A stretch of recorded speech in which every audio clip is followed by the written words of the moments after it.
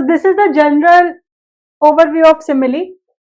That simile uses the terms as and like. तो जब भी वो दो चीजों को compare करेगी तो simile क्या use करती है poetic device? As and like, right?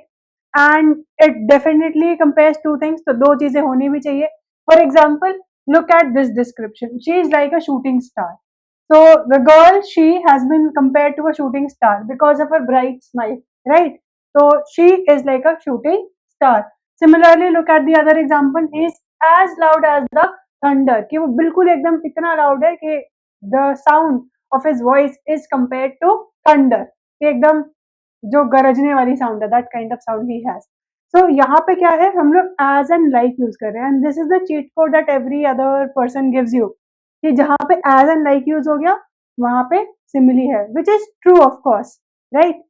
Like उसके जैसा है, but वो नहीं है, right?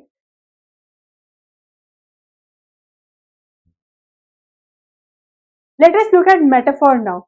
See, metaphor, when we are using metaphor, it does not use the terms as and like. Rather वो ये कह देता है कि ये तो चीज वैसी ही है exactly. For example, look at this line. Same चीजें कंपेयर हमने करी है, सेम चीजें.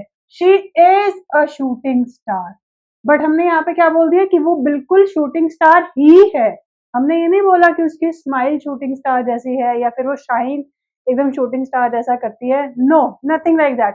हमने सीधा बोल दिया कि वो शूटिंग स्टार ही है. So this is metaphor wherein you are comparing two things without using the terms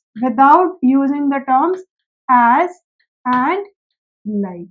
तो हमने एज एंड लाइक तो लगाया नहीं, हमने ये नहीं बोला कि वो उसके जैसे है, हमने बोल दिया वो वही है.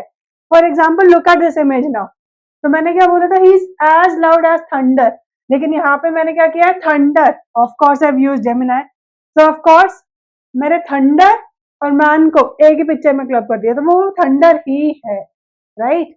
सो that is the sense that I am trying to convey here, thanks to Gemini.